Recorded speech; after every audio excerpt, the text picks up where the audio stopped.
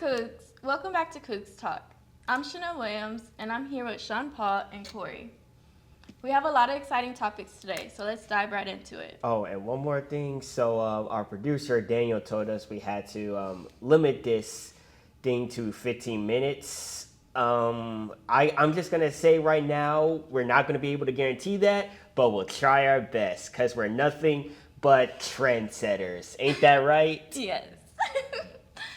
Okay, to start off, the NBA preseason started on October 4th.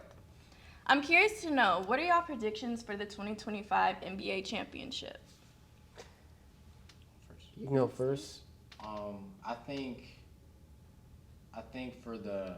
I think I have the Celtics winning. They brought back all their players. They still have Derek White, Drew Holiday, Tatum, Jaylen Brown, and I think that core is gonna win it again. Yeah, I honestly I don't see it because we haven't had a back-to-back champion since what was it, the Golden State days. And like honestly there's a bunch of contenders like the Celtics, Minnesota, Memphis when they're healthy, but I think maybe the Nuggets, I feel like they can get back on that mountaintop. They still have Jokic, arguably the best player in the league. They still have Gordon, Jamal Murray. Their bench isn't like what it used to be. That's one of the biggest problems. But if their bench could just find those missing pieces, just find that right click, then I believe they can win it back all again. And maybe Jokic could get some serious contention, for like top 5 center ever. Yeah, well, I think with the Nuggets, they did lose Contagious Caldwell-Pope, and I think that was a really big piece to how they run their offense. They like to, when teams double Jokic, they like to swing it out to the shooters, and having him not there and missing a perimeter defender like Caldwell-Pope, I think that's going to really affect the Nuggets. Yeah, KCP was like one of the best role players on the Nuggets. And like missing that vital piece, with his perimeter defense, and providing an extra offensive option whenever Jokic double team, it was tough, and it kind of suffered in the playoffs against Minnesota. But I believe the bench. I feel they'll be able to find what they've been missing. Okay. So how do we feel about the Lakers? Well, mainly about Bronny and LeBron. Do y'all think he's deemed up to live up to his father's name, or is he just being set up for failure? No. Oh boy. Okay, because I know it's very heartwarming. I will say this: it's very heartwarming. All right. Yeah. But in terms of NBA success, I just don't see it. And shout out to my friend John Creder, who said, because when he first heard about the Lakers drafting Bron, he was like all ecstatic and saying we're going to the championship. And look, Creder, I love you, but please, you're acting like you're being delusional at this point. Because when they drafted Bronny, I was like, are we sure? Are we really sure? But I was like, well, I mean, they do want to make LeBron happy, and what better way to draft than Bronny? I believe he'll get some mentorship, but like it isn't gonna be like that quick all of a sudden. I think he'll be all right, but in terms of NBA success, like compared to the average player, he'll just he'll probably just stay in the average category, and that's all right. I mean, 55th, when you're drafted second round in the 55th pick, you don't expect that from players like that, So I believe he'll be all right, but he ain't gonna reach like all-star superstar level status or something like that. Yeah. I think it's really cool. It's a really cool moment in the NBA. I'm not sure. I don't think it's been done before. So I think this is like a historic moment, and it's good to see a father and a son playing together. I don't think Bronny, at least looking at his college stats, I don't think that he was ready to move to the next level just yet. Yeah, But I always said he should have stayed in college at least 1 or 2 more years to gain some development. but I think being with LeBron, being with his dad, I think that can help him maybe develop and kind of get on track with the NBA and kind of transition easier than he would have at any other team. Um, but yeah, I'm not sure how many minutes he's gonna get or anything like that. I don't think he'll play much this year, but it'd be interesting to see how that all plays out. Okay, switching over to college football. This week 5, we had Alabama losing to Vanderbilt and our own UH team winning against TCU. What have been some major moments in games throughout this college football season? Hashtag I believe in Fritz, because that TCU game was wonderful. And I know TCU started to, creep up in the closing moments, but like that first half of the game, it was beautiful. Like when I heard, that, Zion Chris was going to be the starter, like I was like, okay. This could work because, Dalvin Smith, he's accurate, but, like, he doesn't like throw for a lot of yardage. He doesn't use his legs that much. Despite he clearly has dual threat potential. So I was like, it's an interesting move to place in Zion Chris, and boy did he not disappoint. Like he was using his legs effectively, including what, a 75-yard rushing touchdown. Like that was amazing. And I know we're only 2-4. We don't expect. We're not gonna win the rest of the season, but it's progress. That's what I say. Progress. Yeah, I agree. I'll be honest, I was kind of skeptical of Fritz. After we didn't score for 2 weeks, I'm like, man, you might have to get that money back. Like, I don't know. But that was a good bounce back win on the road against a decent TCU team, so I think that was pretty impressive. Yeah, and then as for the upsets, oh boy, all the upsets, but out of all of them, I will say the Alabama one hurt very much. I mean, if you remember back to what Nick Saban said, what was it, 2 weeks before the game? I think he said something along the lines of the SEC is very tough, except for Vanderbilt. And oh boy, did he pay for it did he pay for that? Because Vanderbilt, they did not let go up from the jump. I mean, dang. Nick, you messed up your team with that. Nick, if you can hear me, Nick, why? Why would you do something like that? You jinxed your own team. Yeah, I think the key in that game was the rushing attack. Vanderbilt, they had 166 rushing yards. They ran the ball 54 times, and they held the time possession for 42 minutes. That's something you really never see in a game. Like a team that's holding the ball, it's going to be hard for a team to come back in a game when you have the ball the whole time. Mm-hmm. And when you're running the ball, you're running the clock. I did good. The passing game, the running game, they played a complete game. Yeah. And then Tennessee and Arkansas. I was kind of surprised about that. I thought Tennessee would be a lot more effective on offense than they were. It was a very low-scoring game. Very low scoring. And then in the closing moments, Tennessee quarterback just made a terrible mistake. He just ran out of bounds. You can't do that in that position. Like, you have to give your team a chance, throw the ball in the end zone, take an interception in that spot, whatever the case may be, but you can't run out of bounds. You can't do that. Mm-hmm. Yeah. Okay, well, we can move on now into NFL. The season has had some crazy games, including the Vikings versus the Packers and the Bucks versus the Falcons. What are some of y'all's main takeaways from the NFL season? Is everything going to be all right in Cincinnati? Because I know everything seems to be going good.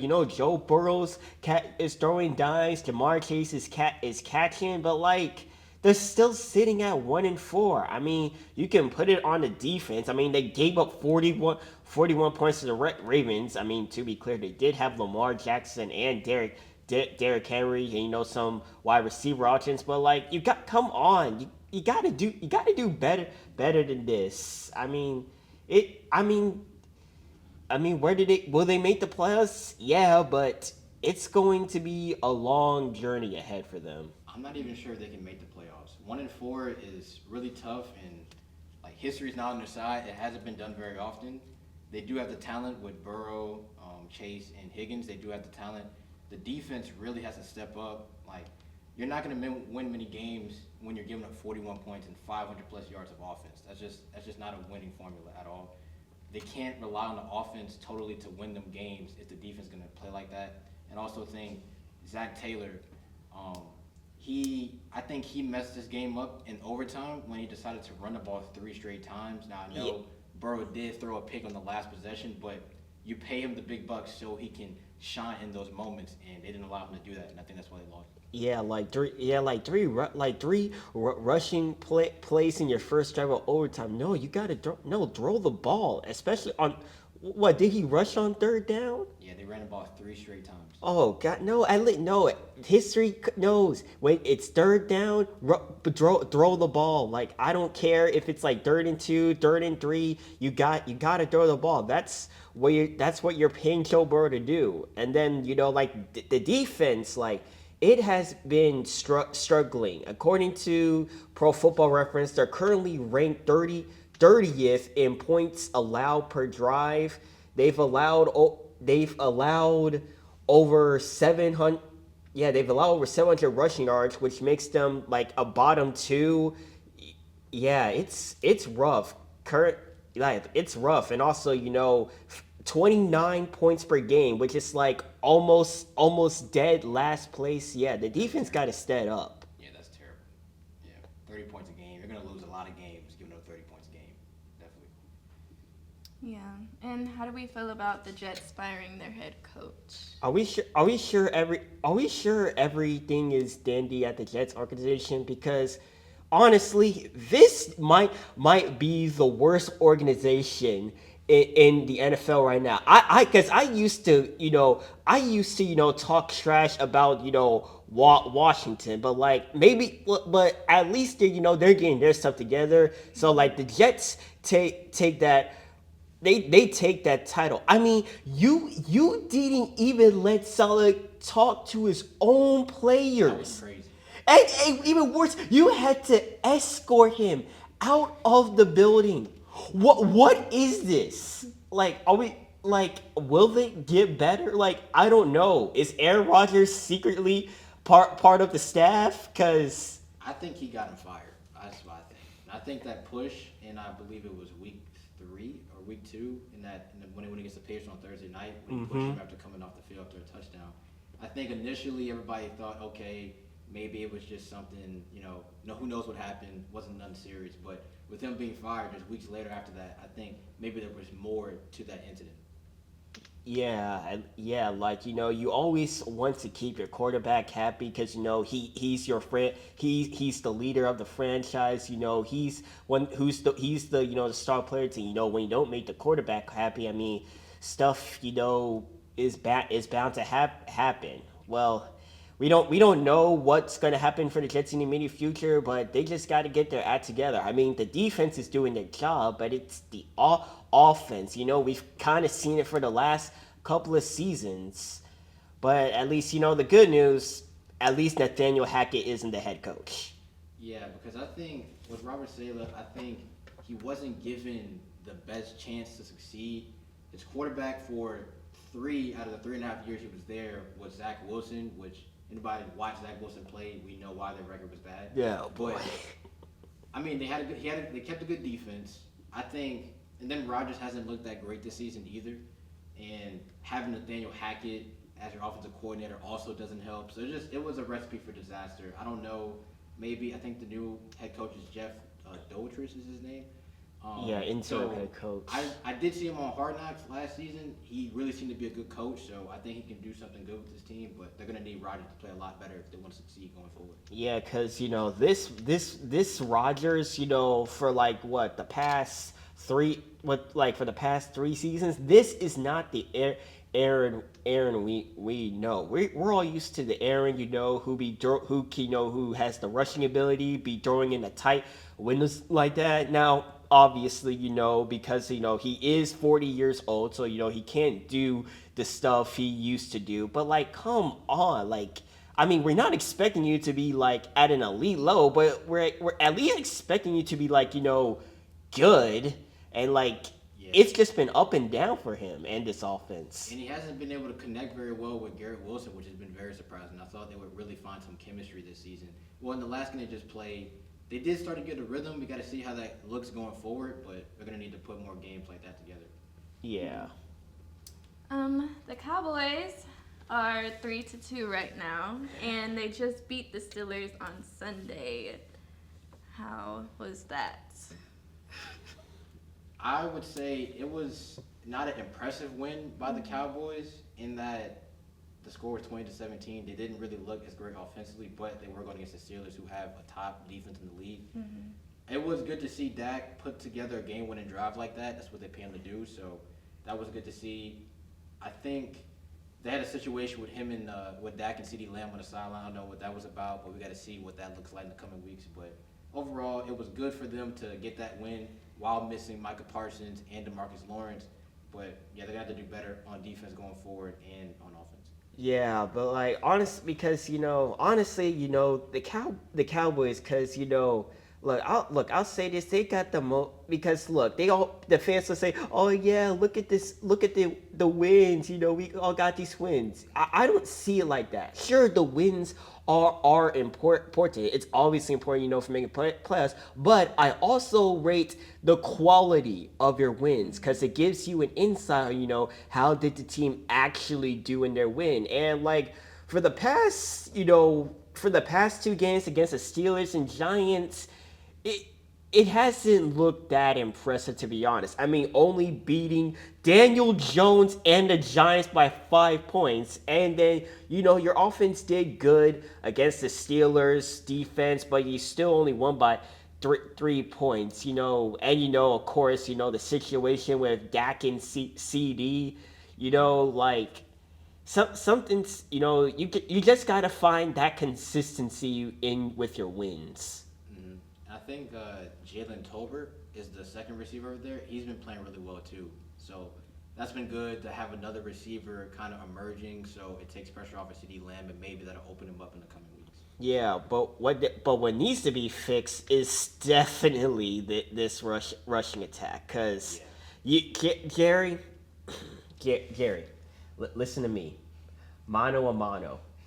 You had the chance to get Derrick Henry. He lives in Dallas. He wanted to play with your team, and you didn't even give him a call. And right now, Derrick Henry, he's looking like an MVP candidate, while your rushing attack is like one of the least effective in the league. I don't think I even want to go to the stats, but I don't think I should, but I'll just say this. Jerry, you need to do better, because the product you have been putting out for the past couple of seasons, it's honestly sad. Because I love ragging on the Cowboys season after season, not making the conference finals. But this is honestly just sad at the moment. Most overrated franchise of the past 20 years. And I think we could talk about the Steelers. Justin Fields, a lot of people like to defend him and say, oh, well, he's playing good football and with a 3-2, but having 131 passing yards against a weak Dallas Cowboys defense that's missing Micah Parsons and DeMarcus Lawrence, their top 2 pass rushers, is just unacceptable. Mm-hmm. Like, the offensive system that they're running, they're not really getting George Pickens involved, and Najee Harris hasn't been that great either. He's not really running that well. I mean, what do you expect? Arthur Smith is the offensive coordinator, and look how he did with the Falcons. He doesn't know how to utilize his talent. That's the problem. Yeah, get what? You have Bijan. Yeah, like at the Falcons, you have Bijan Robinson and Kyle Pitts. Why are you giving Tyler Algier all the looks? It's crazy. Well, like we did say at the beginning, we had a lot of topics to talk about, and we did go a little over time, like Sean Paul said. We tried. We did try. But I just want to say thank you for watching. I'm Chenille. I'm Sean. I'm Corey. And we'll see you again next week. Bye. Go Cougs. Go Cougs.